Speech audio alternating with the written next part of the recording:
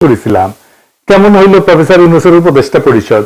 সত্য কথা বলতে আমাদের সকলেরই একটা প্রত্যাশা ছিল একটা বিপ্লবী সরকার হবে, প্রফেসর ইউনূসের জোশ সরকার, সেটা হয়েছিল না। যাই হোক, তারেক রহমানের মন্ত্রিসভা নিয়ে আমার কোনো উৎসাহ ছিল না। তারপরও একসাথে রাজনীতি করার কারণে কিছু ঘনিষ্ঠ মানুষের মন্ত্রিসভা আছে, ওনারা এখন বেশিরভাগই যোগাযোগ করেন না। আমি তাদের নাম বললে তাদের বিপদ বাড়াইতে চাই না, আমি তাদের সাফল্য কামনা করি। এই মন্ত্রিসভায় সবার আমল নামা জানা নাই, তবে এটা একটা ইনক্লুসিভ মন্ত্রিসভা হয়েছে। ইনক্লুসিভ মানে রংধনু না, না না না না না রংধনু না, মানে সবাই নিয়া। এখানে বিএনপি আছে, গণ অধিকার পরিষদ আছে, গণসংহতি আছে, আবার নিরপেক্ষরাও আছে। যেমন ডাক্তার জাহিদ নিরপেক্ষ রাজনৈতিক বিশ্লেষক, সেও বিএনপি সরকারে আছে, তো নিরপেক্ষদেরকেও নিছে। প্রফেসর ইউনূসের সরকারও আছে, যেমন অ্যাটর্নি জেনারেল, আবার গুপ্তও আছে। গুপ্ত গুপ্ত কে গুপ্ত জানেন? জানেন না? হ্যাঁ শুনেন। আপনার সরকারে একজন বিদেশি নাগরিককে আপনি জাতীয় নিরাপত্তা উপদেষ্টা করেছেন। আপনার কি সেই আক্কেল জ্ঞান নাই?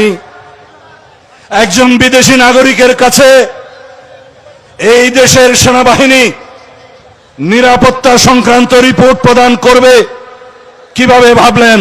খলিলুর রহমান সাহেব কোন রাজপথে মিছিলে ছিলেন?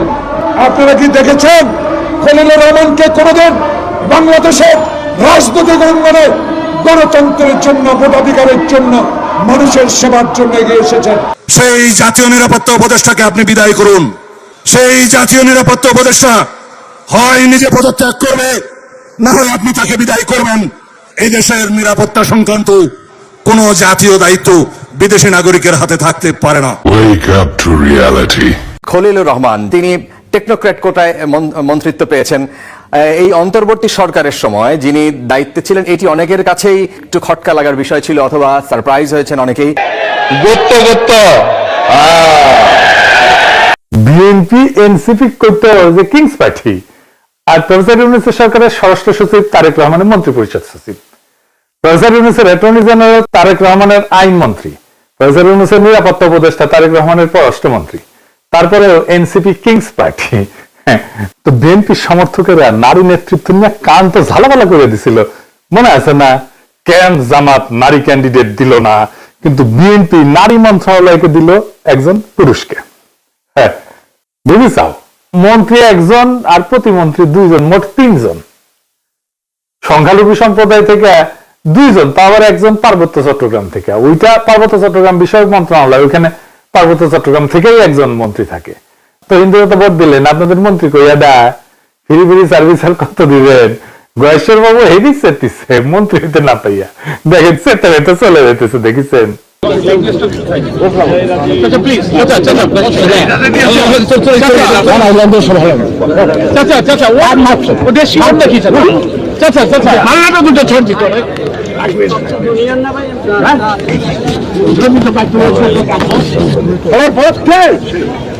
দেখেছেন, তাও যে মন্ত্রী বানাইছে নিতাই রায় চৌধুরী, উনি কিন্তু এরশাদের মন্ত্রী ছিলেন। আমরা যখন রাজপথে আন্দোলন করেছি এরশাদের বিরুদ্ধে, তখন উনি এরশাদের শেষ টাইমের মন্ত্রী হইলেন, ক্রীড়ামন্ত্রী বোধহয়, যুব ক্রীড়ামন্ত্রী বোধহয় হয়েছিলেন। ওরে আমার খোদা, 3 মাস পুরা করতে পারলো না, মন্ত্রী এরশাদই পড়ে গেল, তো মন্ত্রিত্ব করা হয়নি উনার। আমি ইয়ারুপসি করিচ্ছি আর কি, যে সুপ্পুর কাছে শপথ দিছে, আল্লাহ মাফ করে দাও, সুপ্পুর রেকর্ড করলে ভালো না, চাইনিজ মালের গ্যারান্টি আছে, সুপ্পুর কাছে শপথ নেওয়ার সরকারের কোনো গ্যারান্টি নাই। হাসিনা 7 মাস টিকেছে, প্রফেসর ইউনূস 1.5 বছর, দেখা যাক তারেক রহমানের সরকার কয়দিন টিকে। আমার একজন কইছে যে প্রফেসর ইউনূসের সরকার ছিল ইন্টারিম, আর তারেক রহমানের সরকার হইতেছে ট্রানজিশনাল। মানে অনেকেই কইতেছে এটা বেশি দিন থাকবে না, মানে কইতেছে এই সরকারের মেয়াদ পূরণ করার আগে কোলাপস করবে, দপ্পাস করে পড়বে দুঃশাসনের জন্য। ক্ষমতা আসার আগে যে জুলুম শুরু করছে, সেটা কথা আর কি বলবো। তারেক রহমান ইচ্ছা করে কোনো বার্তা দিতেছেন না, কর্মী পর্যায়ে শয়ে শয়ে বাড়িতে আগুন দেওয়া হইতেছে, মারধর করা হইতেছে, লুটপাট করা হইতেছে, দোকান বসতবাড়ি ভাঙচুর করা হইতেছে, খুন করা হইতেছে, এমনকি ধর্ষণ করা হইতেছে। সেটা আবার চাপাও দিতেছে তারেক রহমানের চাকর বাকর যে সাংবাদিক গুলো আছে, সেগুলা কোনো স্যাট ব্যাড নাই তারেক রহমানের। উনি সম্প্রীতি দেখাইতে যাইতেছেন, বিরোধী দলের নেতাদের বাসায়, নাইদের বাসায় যাইতেছেন, শফিক সাহেবের বাসায় যাইতেছেন, কিন্তু কর্মীরা যে জুলুম করতেছে অন্য দলের উপরে, সেটার ব্যাপারে কোনো ভ্রুক্ষেপ নেই। জামাত এনসিপির বাইরা আপনাদের বলি, জুলুম কলে চলবে আপনাদের উপরে। এটাই উনার প্ল্যানের অংশ। জুলাইয়ের সাথে যুদ্ধ উনার প্ল্যানের অংশ। আপনি বিএনপি ওয়ালাদের আলাপগুলো দেখেন। আমার আর ইলিয়াসের সোশ্যাল মিডিয়া ইউটিউব বন্ধ করে দিবে, হাবির কবর উড়াই দিবে, আমাদের ধরে নিয়ে গিয়ে বিচার করবে। যে সবচেয়ে ভদ্রভাবে কথা বলতেছে বিএনপি, সেও বলতেছে অনেক হয়েছে, এবার থামেন, দেশটাকে শান্তি দেন, চুপ থাকেন। চুপ করানো হইতেছে সবচেয়ে ভদ্র অ্যাপ্রোচ তাদের। মানে একটা সরকার, একটা রাজনৈতিক দল, তার কোনো বিরোধিতা থাকবে না। আমরা কোনো কথা বলবো না, যেহেতু আমরা সরকার বিরোধী, তাই আমাদের কথা বলার কোনো অধিকার নেই, আমাদের চুপ থাকতে হবে, কারণ দেশে এখন শান্তি দরকার। এটা তারা সহ্য করবে না। শেরপুরে মাওলানা রেজাউল করিমকে খুন করছিল না বিএনপি, আজকে বিএনপির নেতা কর্মীরা ওই ঘটনায় জামাতের 122 জন সহ অজ্ঞাতনামা 300 থেকে 40 জনের নামে মামলা করেছে। চিন্তা করেন কি তামাশা। মানে আপনার সহকর্মীরে মারবে, আপনার সহযোদ্ধারে মারবে এবং আপনার নামে মামলা দিবে। দেখেন একজন লিখতেছে বিএনপি সমালোচনা করার জন্য পাড়ার বিএনপি নেতা ডেকে নিয়ে কইতেছে গুলি করে দিবে, গুলি করে দিবে। আওয়ামী লীগ কোনোদিন এই কাজ করে নাই, দেখেছেন? তারেক রহমানের নিয়ে কোনো কথা বলা যাবে না। পুলিশ আবার আগের অবস্থা ফিরে আসিছে, দেখেন অ্যারেস্ট করবি, দেখেন পুলিশের রোয়াব। আপনি কি করেন? আপনি শুনেন, দেখি ভাই, দেখি ভাই কি করেন আপনি? দেখি আপনার আইডি কার্ড বের করেন। ভাই দাঁড়ান, কি বলছেন? আমি বলছি যে ভাই রাস্তায় যান, আপনারা কি জানেন কিনা এই বিষয়টা আমি বলছি। হ্যাঁ, তারপরে কি বলছেন? তারেক রহমান বিষয়ে কোনো কথা বলছেন? আমি যদি তারেক রহমান মারা যেত তাহলে আপনারা ইয়ে হতেন না, কেয়ার করতেন না। উনি প্রশ্ন করছে গাড়ি ঘোড়া কম চলতেছে কি জন্য, কম চলতেছে কি জন্য। আমাদের একজনে বলছে যে আমরা তো এরকম জানি না, আমাদের এরিয়া তো ক্রিকেট থানা, ক্রিকেট থানা এলাকা আমাদের এরিয়া। উনি প্রশ্ন করে যে আপনারা তাহলে কি করেন, কি করেন? এখন যদি তারেক রহমান মারা যায় তাহলে আপনারা যাবেন না, রেসপন্স করবেন না। আমার প্রশ্ন হলো এখানে তারেক রহমান মারার প্রসঙ্গ কেন আসবে? এই কথা তার কেন আসবে? দেখেছেন? আর বিভিন্ন জায়গায় আওয়ামী লীগ অফিস খুলে বসতেছে, অফিস খুলতেছে, তাদের অফিস খুলে হইতেছে। বিএনপির লোকরা অফিস খুলতেছে, আওয়ামী লীগের লোকেরা উৎসব করে অফিস খুলতেছে। মনে হয় আওয়ামী লীগ জিতেছে নির্বাচনে, আসলে তো আওয়ামী লীগ জিতেছে। তো এটা তো বিএনপি এবং আওয়ামী লীগের বিজয়। আমি কইছিলাম না, দেন না ভোট ধানের শীষে, ওটার পাছায় শোয়া আছে, ওটা যখন যাবে না টের পাবেন। দেখেছেন অবস্থা? এবার আসেন কয়টা রত্ন দেখি মন্ত্রিসভা। শুটার ফয়সলকে হাদিরে যে খুন করছিল, ওর জামিন করানো যে আইনজীবী, সে মন্ত্রিসভায় জায়গা দেওয়া হয়েছে। উনি এখন হাদি হত্যার মামলা রাজনৈতিক বিবেচনা মামলা হিসেবে বাতিল করে দিবি। ওই দেখেন, ওই দিবি। এই ছবিটা দেখেন, এই যে কাফন মোড়ানো যে লাশটা দেখিচ্ছেন না, ওর নাম তানজিল জাহান তামিম। চুয়েট থেকে পড়াশোনা করছিল, ইঞ্জিনিয়ার, দীপ্তটিভিতে কাজ করতো। তার একটা জমির মালিক ছিল তামিমের পরিবার। সেই জমির উপরে ডেভেলপার দিয়ে একটা ভবন নির্মাণ করে 9 তলা। ওই ভবনে 27টা ফ্ল্যাট ছিল। প্রত্যেক জমির মালিককে 5টা করে ফ্ল্যাট দেওয়ার কথা ছিল। 3 জন মালিক ছিল, মানে 3 5 15টা ফ্ল্যাট। কিন্তু জমির মালিক এই নিহত তামিমের বাবাকে 2টা ফ্ল্যাট দেয় মাত্র, যেহেতু তার 5টা পাওয়ার কথা ছিল, 3টা ফ্ল্যাট মেরে দিচ্ছে। এই নিয়ে ঝামেলা হয়। 10 অক্টোবর 2024 20-25 জন ডেভেলপার কোম্পানির দুর্বৃত্ত সিসি ক্যামেরা ভেঙ্গা তানজিলের উপরে হামলা চালায়। গুরুতর আহত অবস্থায় দেওয়া হলে চিকিৎসক তাকে মৃত ঘোষণা করে। এই খুনে ডেভেলপার কোম্পানির নাম জানেন? এর নাম প্লেজেন্ট প্রপার্টি। এই কোম্পানির মালিককে জানেন? শেখ রবিউল আলম রবি। তামিম হত্যার 3 নম্বর আসামি ধানের শীষ প্রতীকে ঢাকা 10 থেকে এমপি নির্বাচিত হয়েছে এবং আজকে থেকে সড়ক পরিবহন সেতু মন্ত্রণালয়, রেলপথ মন্ত্রণালয়, নৌ পরিবহন মন্ত্রণালয়ের দায়িত্ব দিচ্ছে তারেক রহমান। দেখেছেন? এরিনে বিপ্লবী পোস্ট দিছিল ওয়াকারে পথ বালক, দেখেন। পরে আবার মাল পানি খেয়ে মুছে দিচ্ছে, খুঁজেই পাবেন নাই লেখা। প্রফেসর ইউনূসের জামানায় কত যে ধান্দা করেছে, ওই তার ইয়ত্তা নাই, কত যে মাল কামাইছে। যাই হোক, শহীদ প্রেসিডেন্ট জিয়া রহমানের খুনি জেনারেল এরশাদের পুরা সময় জুড়ে যে বাটপাট্টা উপপ্রধানমন্ত্রী ছিল, চক্ষু বিশেষজ্ঞ ডাক্তার এম এ মতিন, তার পোলা মুহিত হয়েছে তারেক রহমানের প্রতিমন্ত্রী। সে কিন্তু আবার ব্রিটিশ সিটিজেন। এই যে দেখেন তার ইমিগ্রেশন রেকর্ড, বাংলাদেশের এয়ারপোর্টে সেখানে জলজল করতেছে ব্রিটিশ নাগরিক লেখা, বাংলাদেশের রেকর্ড। ওই ব্রিটিশ পাসপোর্ট নিয়ে 18 জানুয়ারি বাংলাদেশে পা রাখছিল। তারপরে মনোনয়নপত্র জমা দেয়। তারপরে যখন দ্বৈত নাগরিকত্বের প্রশ্ন আসলো, ওই কইল যে কখনোই আমি দ্বৈত নাগরিক ছিলাম না, আমি কখনোই অন্য দেশের নাগরিক ছিলাম না। নির্বাচনের পরে মন্ত্রী হিসাবে শপথ নিল, আলহামদুলিল্লাহ। তো এই মুহিত কিন্তু ডাক্তার, ঢাকা মেডিকেলে পড়েছিল, আঙ্গারে বছর 4 জুনিয়র মনে হয়। এর সাথে আমলে সে একটা আকাম করেছিল।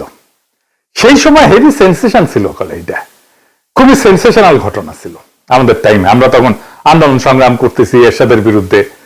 বাপি শাহরিয়ার বলে এক তরুণ ছড়া কাটছিল, ওই পাড়ায় রাস্তার মধ্যে সাইকেল চালাইতেছিল বাপি, আর রাস্তাটা নিজের মনে করে দ্রুত বেগে গাড়ি চালাইতেছিল এরশাদ আমলের সেই মন্ত্রী মতিন সাহেবের ছেলে এই মুহিতের গাড়ির ধাক্কায় ছিটকা পড়ছিল বাপি, মেরুদণ্ডের হাড় ভেঙে যায়, প্যারালাইসিস হয়ে পড়ে থাকে, বিছানায় পড়ে থাকে। অবর্ণনীয় কষ্টে ভুগছে বাপি শাহরিয়ার, বিচার পায় নাই, চিকিৎসাও পায় নাই। তো পরিবারের মুখাপেক্ষী হয়ে একটা তরুণ কতদিন বেঁচে থাকতে পারে বলেন? সে দুঃখে আর গ্লানিতে পরিবারের বোঝা হইয়া থাকতে না চাইয়া অভিমানে আত্মহত্যা করছিল ছেলেটা। এইটা নিয়ে সেই সময় একটা দারুণ মঞ্চ নাটক হয়েছিল, খুব বিখ্যাত মঞ্চ নাটক হয়েছিল। তখন মঞ্চ নাটক কিন্তু খুব চলতো, নাম ছিল সাত ঘাটের কানাকুড়ি। ওইখানে 7 ভাই ছিল আর কি, তার মধ্যে এক ভাই এই বাপি শাহরিয়ার। এই ঘটনাটা ওই নাটকের মধ্যে আছে, মমতাজউদ্দিন আহমেদের বইও আছে, আপনারা পড়তে পারবেন। এই মহিতি এখন স্বাস্থ্য প্রতিমন্ত্রী হয়েছে। ছাত্র জীবনে জাসদ ছাত্রলীগ করতো, মানে হাসানুল হক নূর। তখন জাসদ ছাত্রলীগ বড় এবং প্রভাবশালী সংগঠন, ছাত্র দলও করে নাই, কখনোই করে নাই। এক ফ্যামিলি থেকে নাকি একাধিক প্রার্থী দিবি না বিএনপি, কতগুলো দিছে দেখেছেন এই ফ্যামিলি থেকে। খালি মির্জা আব্বাস ভাই ভাবির জন্য আর একটা নমিনেশন চাইলেই দোষ, তাই না? এই দুনিয়ায় ইনসাফ নাই কলে, বুঝিছেন মির্জা আব্বাস ভাই? একেবারে কোনো ইনসাফ নাই, বেইনসাফের দুনিয়া।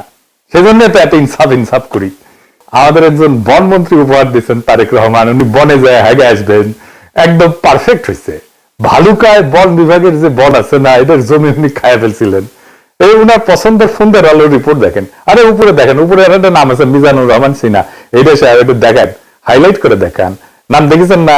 এই ভালুকালে বিএনপি বন খেকো আব্দুল আল মিন্টুরে দিছে বনের দায়িত্ব, শিয়ালের কাছে মুরগি বর্গা দিছে। চমৎকার একটা ইন্টারেস্টিং জিনিস দেখাই। আমার এক একনিষ্ঠ ভক্তরে তারেক রহমানের মন্ত্রিসভায় তার মন্ত্রী বানাইছে বিজ্ঞান এবং প্রযুক্তি মন্ত্রণালয়। ওই আমার কেন অনুসরণ করে বুঝলাম না। তারা গেছে জাতীয় স্মৃতিসৌধে, আইসা ফটো মারিছে, ফটো খিচিছে, তারপরে ফটো ফেসবুকে দিছে। সে ফেসবুকে শেয়ারে দিয়ে বাংলায় তার মন্ত্রণালয়ের নাম এটা কি লিখেছে দেখছেন? বিজ্ঞান প্রযুক্তি লিখতে গিয়া আমার মতো লিখেছে প্রযুক্তি।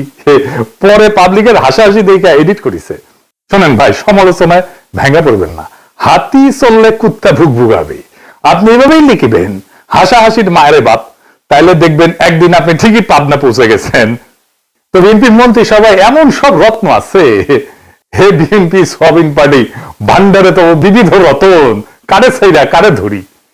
সুকুমার রায়ের একটা ছড়া ছিল সৎ পাত্র, ওইটার সাথে মিল আছে বিএনপির মন্ত্রিসভার। শুনেন মজা।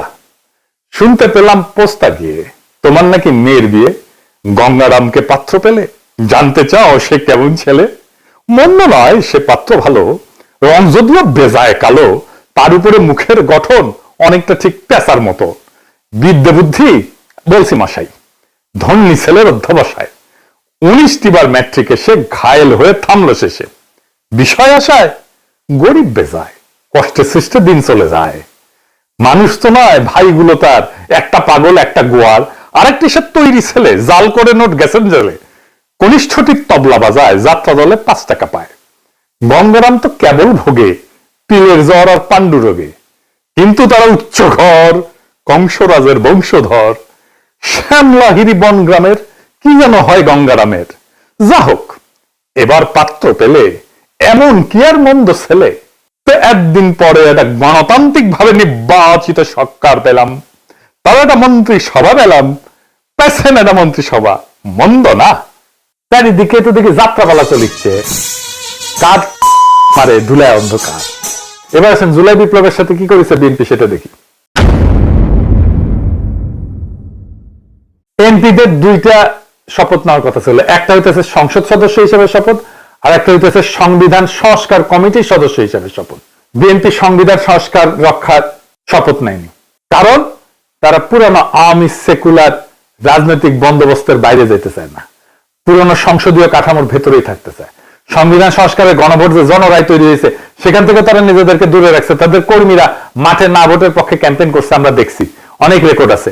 মানুষ এখন বুঝতে শুরু করছে এটা পরিবর্তনের রাজনীতি না, এটা অবস্থান রক্ষার রাজনীতি। রাষ্ট্রের আমূল সংস্কারের প্রশ্নে এরকম অনীহা থাকলে নতুন কিছু হবে না, পুরনোই রং বদলাবে। জুলাই ছিল পরিবর্তনের অঙ্গীকার, যদি সেই অঙ্গীকার থেকে সরে দাঁড়ানো হয় তাহলে জনগণের আকাঙ্ক্ষার সঙ্গে সেটা সাংঘর্ষিক হবেই। এর বিপরীতে এনসিপি জামাত জোট সংসদে থেকেও সংবিধান সংস্কারের শপথ নিছে। মানে তারা শুধু চেয়ারে বসতে চায় না, কাঠামো বদলাইতে চায়, এমনটাই তাদের দাবি। রাষ্ট্রীয় প্রতিষ্ঠান পুনর্গঠন, রাজনৈতিক সংস্কৃতি বদল, এই অঙ্গীকারের ভেতর দিয়ে তারা আগাইতেছে। এই কারণেই তারা নতুন সরকারের শপথ অনুষ্ঠানে যায়নি। এটা কেবল অনুপস্থিতি না, এটা রাজনৈতিক বার্তা। বার্তাটা পরিষ্কার, জুলাইয়ের দাবির সঙ্গে কোনো আপোষ না।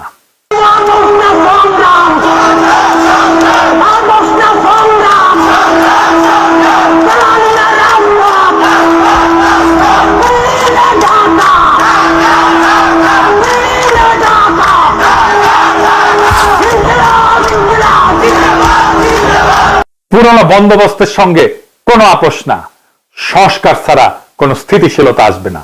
এখন সিদ্ধান্ত জনগণের। ফাইনালি দেখেন, আমি কয়েকদিন আগে কইছিলাম না তারেক রহমান ক্ষমতা এসে মুজিবের মতো বলবে ফেরাউনের দল সব শেষ করে দিয়ে গেছে। এইটা স্যার আমার আগের ভিডিওর ওই অংশটা একবার একটু দেখান না। বিএনপি ফ্যামিলি কার্ড নিয়ে কিছুই করতে পারবে না। এটা বাস্তবায়নের টাকা বিএনপি জোগাড় করতে পারবে না। আর জোগাড় করতে পারলে বাংলাদেশে মুদ্রাস্ফীতি হবে ব্যাপক হারে। আর তখন 6 মাস পরে এসে বিএনপি বলবে আওয়ামী লীগের অন্তর্বর্তী সরকার সব টাকা নিয়ে গেছে, তাই বিএনপি এটা বাস্তবায়ন করতে পারতেছে না। শরদুর বডিগার্ড যেমন 1972 এসে বলছিল কিচ্ছু নাই, ফেরাউনের দল সব শেষ করে দিয়ে গেছে।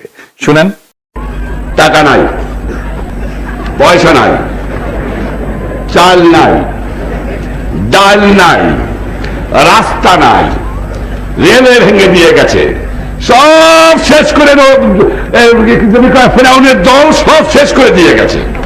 দেখেছেন? এইবার দেখেন, মোটামুটি প্রায় 2টা খবরের কাগজ। একটা আজকের নিউজ হইতেছে ইউনূস সরকার 23 লাখ কোটি টাকা লোন রেখে গেছে। ভাবটা যেন ইউনূস সরকার 23 লাখ কোটি টাকা নিজেই লোন নিয়েছে এই সরকার চালানোর সময়। সব খবরের কাগজে একই খবর। দেখেন, একটা পর একটা দেখেন। এডিটর সাহেব দেখেন, দেখেছেন, বুঝেছেন কেন এটা করেছে? কারণ ইউনূস সরকার উল্টাপাল্টা খরচ করে নাই। বিজনেস স্ট্যান্ডার্ডের গ্রাফটা দেখেন এডিটর সাহেব। হেডলাইনটাও করেছে বদনিয়তে, কিন্তু গ্রাফটা ঠিকঠাক দিচ্ছে। প্রত্যেক বছর লোনের অ্যামাউন্টটা দেখান এডিটর সাহেব। ইউনূসের সরকার আগের বছর থেকে 25% লোন কম নিয়ে সরকার চালাইছে। জি, এটা 25% কম লোন নিয়ে দেশ চালাইছে। এই টাকা দিয়া তারা আবার হাসিনার আমলে পাওনা ক্লিয়ার করছে তার এই টাকার মধ্যে, এবং রিজার্ভ ডাবল করছে। সরকার যাওয়ার আগে অবস্থা যত খারাপ দেখানো যায়, ভবিষ্যতে বিএনপির খারাপ পারফরমেন্স করলে বলতে পারবে ফেরাউনের দল সব শেষ করে দিয়ে গেছে। এই জন্য যত না খারাপ দেখাইতে হবে তার চেয়ে বেশি খারাপ। তারেক রহমানের 5টা মিডিয়া এই কাজ করিচ্ছে। প্রফেসর ইউনূস লোন নিছে কত? মাত্র 1.5 লাখ কোটি টাকা। 1.5 লাখ কোটি প্রফেসর ইউনূস সরকারের ঋণ। বাকিগুলো তো শেখ হাসিনার নেওয়া ঋণ। এর থেকে কম ঋণ করা চলার চেষ্টা করতে পারে বিএনপি সরকার। হালকা করার কি আছে? প্রথম আবার একটু মডিফাই করেছে। দেখেন যে ইন্ডিয়া, রাশিয়া, চীন থেকে কোনো লোনের প্রতিশ্রুতি আসে নাই। লোন আসে কোত্থেকে? লোন আসে জাপান, এডিবি থেকে, ওয়ার্ল্ড ব্যাংক থেকে। ভাগ্য ভালো লেখেনি যে ভুটান, সোমালিয়াও লোন দেওয়ার প্রতিশ্রুতি দেয় নাই। হ্যাঁ, টোটাল লিখেন বিএনপির আইটি বিশেষজ্ঞ আবার শেয়ার দিচ্ছে ওইটা উৎসাহ নিয়ে। এই আইটি বিশেষজ্ঞ আবার টকশো করে সেইগুলারে নিয়ে যারা হাদির কবর উড়াই দিতে চায়। এইবার একটা জিনিস দেখায় ফাইনালি, ইলেকশন ইঞ্জিনিয়ারিং নিয়ে।